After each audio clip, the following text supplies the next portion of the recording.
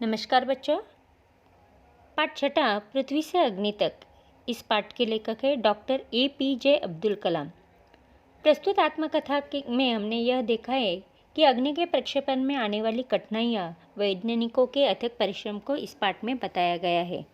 हमने पिछली तासिका में देखा कि अग्नि यह मिसाइल बनाने में 500 से अधिक वैज्ञानिक काम कर रहे थे, लेकिन पहली बार जब 20 अप्रैल 1989 को यह प्रक्षेपण छोड़ने का तय हुआ तो उसी 14 सेकंड बाकी थे तब कंप्यूटर ने संकेत दिया और एक कोई उपकरण ठीक से काम नहीं कर रहा था, इसलिए तुरंत उसे सुधार लिया जाए ऐसा संकेत आ रहा था।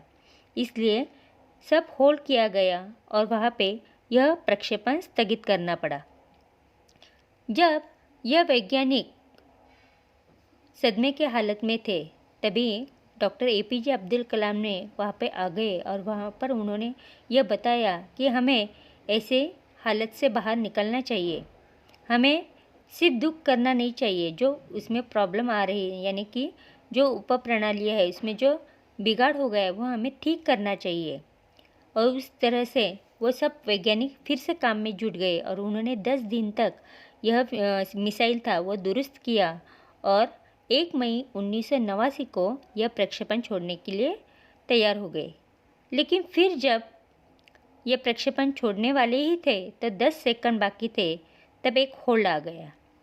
प्रक्षेपण में फिर स्थगित करना पड़ा। रॉकेट विज्ञान के क्षेत्र में इस तरह की चीज़ें आम और अक्सर अन्य देशों में होती रहती है। अब हम अगली बार देखते हैं कि यह मिसाइल कब छोड़ा गया, कैसे यह आने वाली मुश्किलों को दूर किया गया। अब इसके बारे में हम और जानकारी आगे देखते हैं। हमने पिछली तासिका में देखा कि 2 बार प्रयास करने पर भी अग्नि का प्रक्षेपण होने में समस्याएं आ रही थी। पहले 14 सेकंड पर हमें समस्या आ गई, फिर 10 सेकंड बाकी थे तब होल्ड आ गया। इसलिए सब वैज्ञानिक बहुत नाराज हो गए थे, लेकिन डॉक्टर APJ अब्दुल कलाम हार मानना नहीं चाहते थे। उन्होंने सब लोगों को यानी 2000 लोग वहाँ पे उपस्थित थे, 2000 से अधिक सदस्यों को उन्होंने संबोधित किया, बताया कि बहुत मुश्किल से ही कभी प्रयोगशाला या ND संस्थान को देश में पहली बार अग्नि जैसी प्रणाली विकसित करने का अवसर मिला है। मतलब हमारे देश को यह ऐसा जो अग्नि का प्रक्षेपण है बनाने की अवसर मिला है, तो हमें यहाँ पे हार नहीं माननी चाहिए। महान अवसर हमें यह मिला है। स्वाभाविक रूप से बड़े अवसर अपने साथ बराबर की चुनौतियाँ लेकर आते हैं। मतलब जब यह हमें कोई चुनौतियाँ मिलती है तो हमें स्वाभाविक रूप से यहाँ पे बहुत प्रयास करना पड़ता है, लेकिन हमें हिम्मत नहीं हारनी चाहिए। समस्याओं को हमें हराने का मौका नहीं देना चाहिए। देश को हमसे सफलता से कम कुछ भी पाने का अधिकार नहीं है, हमें सिर्फ सफलता ही चाहिए। आइए सफलता को लक्ष्य बनाए। अपना यह संबोधन लगभग खत्म कर चुका था कि मैंने लोगों को कहते हुए पाया, मैं आपसे वादा करता हूँ, महीने के खत्म होने के पहले ही अग्नि का कामयाबी से प्रक्षेपण करने के बाद हम यहाँ वापस मिलेंगे। जो 2000 लोग यहाँ पे उपस्थित थे उनको डॉक्टर APJ अब्दुल कलाम ने संबोधित किया और बताया कि हमें सफलता पानी है और सफलता को ही हमारा लक्ष्य बनाना है। इसलिए उन्होंने उन लोगों को, उन सदस्यों को वादा किया कि मैं 1 महीने में अग्नि की कामयाबी आपको सक्सेस करके दिखाऊंगा। अग्नि की कामयाबी प्रक्षेपण करने के बाद ही मैं यहाँ पे वापस मिलूँगा। यह किसी आश्चर्य से कम नहीं था कि कैसे सैकड़ों कर्मचारियों ने लगातार काम करके प्रणाली की तैयारी का काम परीक्षणों के सहित केवल 10 दिन में पूरा कर डाला था। लेकिन अब बाधाएं पैदा करने की बारी विपरीत मौसम की थी। मतलब जितना वो प्रयास कर रहे थे उतनी उसमें बाधाएं आ रही थी। मतलब बाधाएं आते आते एक चक्र बन गया था, एक के बाद एक ऐसी बाधाएं उसमें आ रही थी। एक चक्रवात का खतरा मंडरा रहा था। सभी कार्य केंद्र उपग्रह संचार के जरिए आपस में जुड़े हुए थे। मौसम संबंधी आंकड़े रुक रुक कर आने लगे और 10 मिनट के अंतराल में उनकी बाढ़ सी आ गई। मतलब प्रक्षेपण छोड़ने के लिए मौसम भी अच्छा होना चाहिए, ये सब भी देखा जाता है। लेकिन अंतराल में ऐसी बाढ़ सी आ गई थी। अतः प्रक्षेपण में 22 मई 1989 के रोज निर्धारित किया गया। अब तीसरी बार देखो, पहले 1 मई को तय किया गया था, अब 22 मई 1989 को यह दिन निश्चित किया गया। उस दिन पूर्णिमा की रात थी। ज्वार के कारण लहरें किनारों से टकराकर अधिक शोर मचा रही थी। समुद्र जो था, पूर्णिमा का दिन जोर जोर से उसकी लहरें आती है। तो उस दिन यह तय हुआ कि अग्नि का प्रक्षेपण होने वाला था। उस दिन पूर्णिमा थी और सागर की लहरें जो थी वह जोर जोर से टकराकर किनारे की ओर आ रही थी। अब्दुल कलाम ने कहा कि क्या हम अग्नि के प्रक्षेपण में कल सफल होंगे? यह सवाल उनके दिमाग में सबसे ऊपर था कि इस बार हम सक्सेस हो गए क्या फिर से कुछ बाधाएं आएगी। लेकिन उन्होंने हार नहीं मानी थी, उन्हें सिर्फ सफलता चाहिए थी। हमने कोई भी एक सुंदर रात के जादू को खंडित करना नहीं चाहता था। मतलब वो जो पूर्णिमा की रात थी, यह हमारी सफलता की रात होनी चाहिए, यह लक्ष्य उन्होंने मन में रखा था। एक लंबी खामोशी थी। अब इस बार क्या होगा? सब वैज्ञानिक बहुत ही चिंतित थे और अभी आगे क्या होगा, प्रक्षेपण सक्सेस होगा क्या, इसकी ओर वो सब देख रहे थे। आखिरकार रक्षा मंत्री यानी संरक्षण मंत्री महोदय से मुझसे पूछा, मतलब एपीजे अब्दुल कलाम, इनसे रक्षा मंत्री ने पूछा, कलाम, कल तुम अग्नि की कामयाबी का जश्न मनाने के लिए मुझसे क्या उपहार चाहोगे?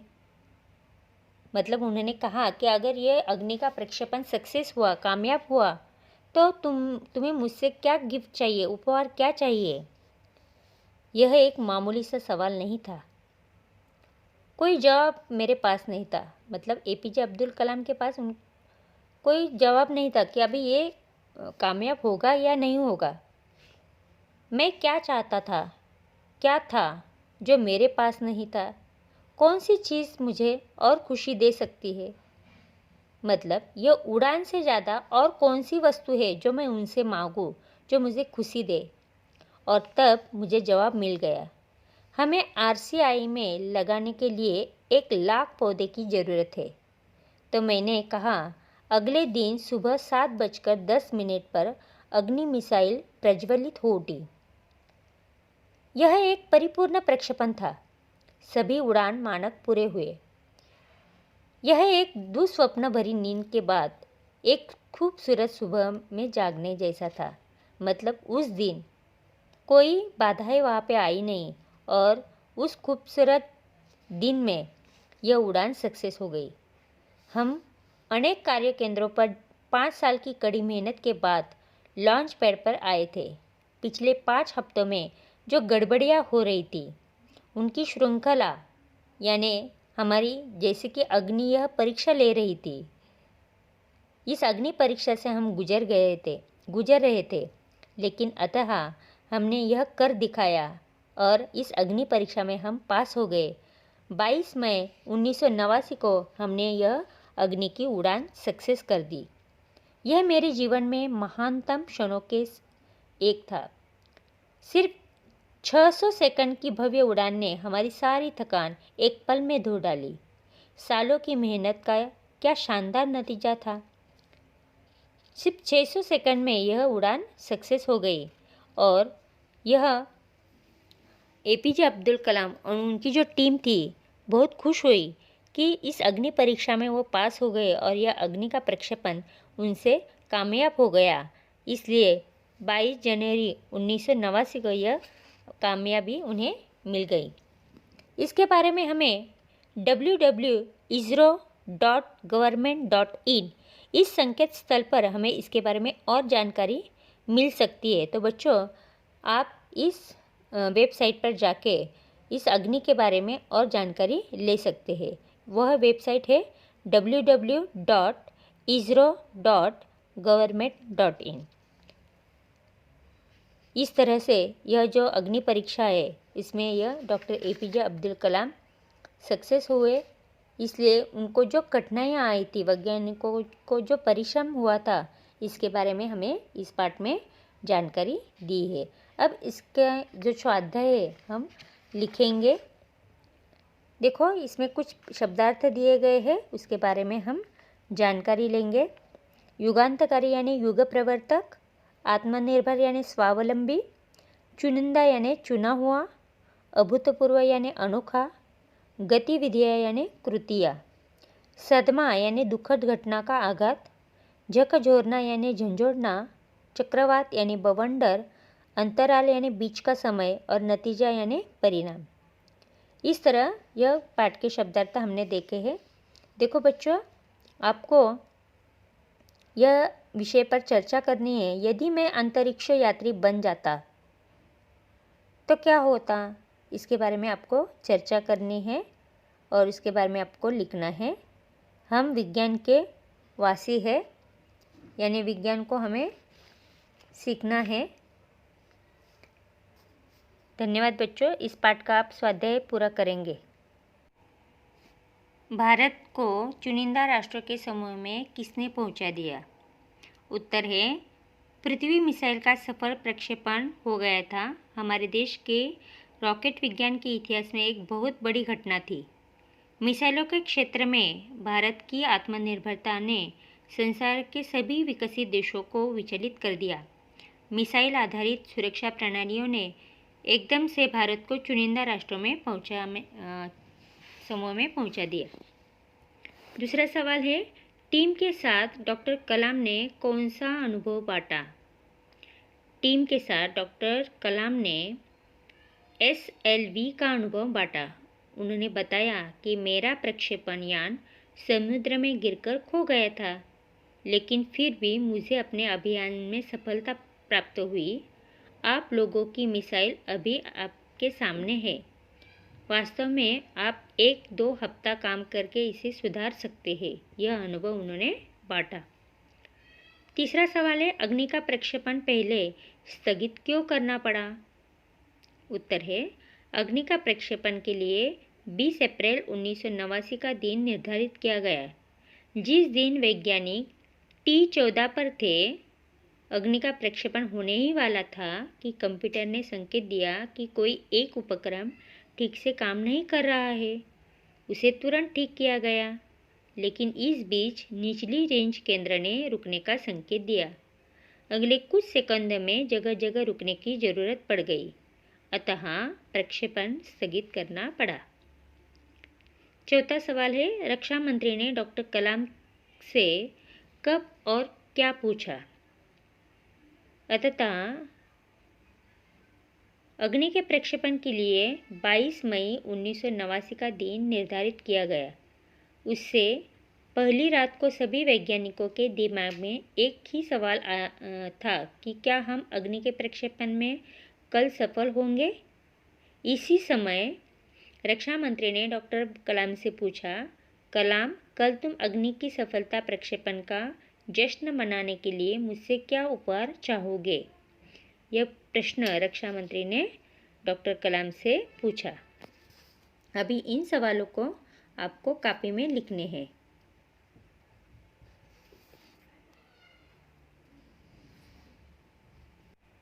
मुक्तोत्तरी प्रश्न आपको लिखना है। यदि मैं अंतरिक्ष यात्री बन जाऊं, इसके बारे में यहाँ पे लिखा है, उस तरह से आपको लिखना है।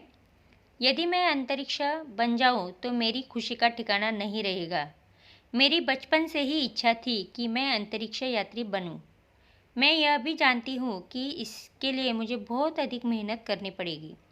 मैं दिन को दिन समझा, न रात को रात समझी, खूब पढ़ाई करूँगी। अंतरिक्ष में जाने के लिए बहुत ही तैयारी करूँगी। मैं अवश्य एक दिन अंतरिक्ष में जाऊँगी।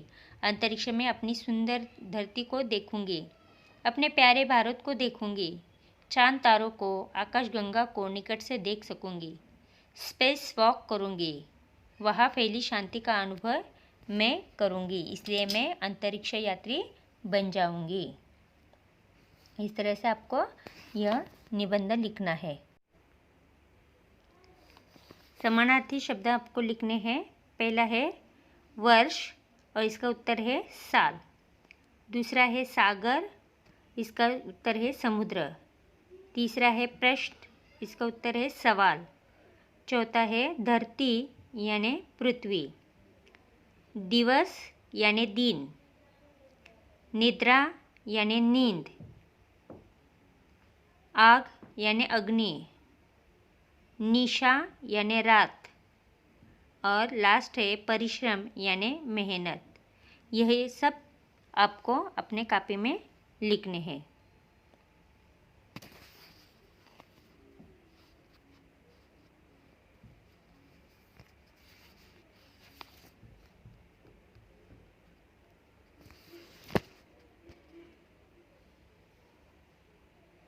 उचित जोड़ियाँ आपको लगानी है। अग्नि की जोड़ी मिसाइल से लगानी है। श्रीहरिकोटा यह क्या है? एक अंतरिक्ष केंद्र है। देखो फिर से हम देखते हैं। अग्नि की जोड़ी मिसाइल से लगानी है। श्रीहरिकोटा की जोड़ी हमें अंतरिक्ष केंद्र से लगानी है। स्वयंचलित क्या है? कंप्यूटर। और ज्वार यानी लहरें। इस तरह से हमें यह जोड़ियाँ लगानी है।